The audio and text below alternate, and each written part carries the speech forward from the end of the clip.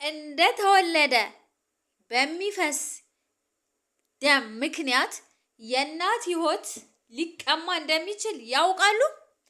ብዙ እናቶች በዚህ ደም መፍሰስ ምክንያት ሕይወታቸውን እንዳጡ ያውቃሉ?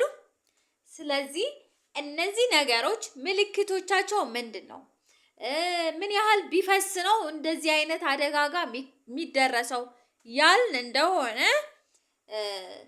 ከማህፀን ከሆነ የወለደችው በማህፀን ከሆነ የወለደችው 500 ኤምኤል ወይም ግማሽ ሊትር እና ከዛ በላይ ደም መፍሰስ፣ በኦፕሬሽን ከሆነ የወለደችው 1 ሊትር እና ከዛ በላይ ወይም 1000 ሚሊ ሊትር እና ከዛ በላይ ከሆነ ይሄ የእናትየዋን ሕይወት አደጋ ላይ የሚጥል ነው። ቶሎ ሕክምና ማግኘት አለበት። ይህ ነገር እንዳይሆን መከላከል እንችላለን ወይ? አዎ።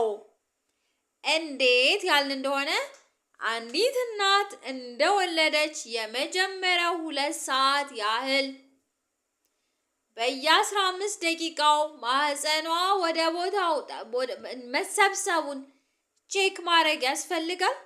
ወሳኝ የሆኑ ምልክቶች እነ ደም ግፊት እና የልብ ምት፣ የሽንት መጠን መጨመር መቀነስ ሁኔታዎች ቼክ ማድረግ፣ ከማህፀን ደም መፍሰስ አለመፍሰሱን ቼክ ማድረግ ያስፈልጋል። በእርግጥ ይሄ ሕክምና ቤት ውስጥ ለወለዱ እናቶች ሐኪሞቹ ወይም ጤና ባለሙያዎቹ ይሄን ነገር ያረጉታል። ግን እኛ ሀገር ላይ እቤት የሚወልደውም ሰው ብዙ ነው። በድንገት እቤት የሚወልድም ሰው ብዙ ነው። ስለዚህ ወዲያውኑ እንደወለደች ማህፀኗን ቢያንስ ለ2 ሰዓት ያህል ከማህፀኗ ብዙ ደም መፍሰስ አለመፍሰሱን ቼክ ማድረግ ያስፈልጋል። ድካም እንደ ፌንትራስ እንደ መሳት፣ ትንሽ እንደ መቀባጠር፣ አካባቢን አለማወቅ አይነት ነገር ምልክቶቹ ናቸው።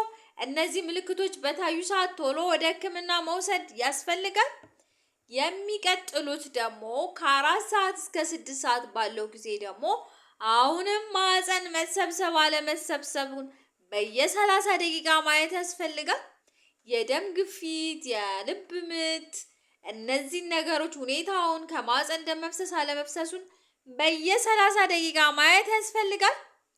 ቀጥሎ ያለውን ሰዓት 24 ሰዓት እስከሚሞላ ሰዓት ደግሞ በየ1 ሰዓቱ ቼክ ማየት መከታተል ያስፈልጋል።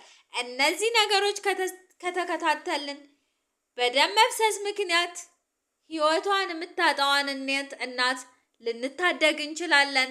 የዛሬ መልእክቴ ይሄ ነው። አመሰግናለሁ።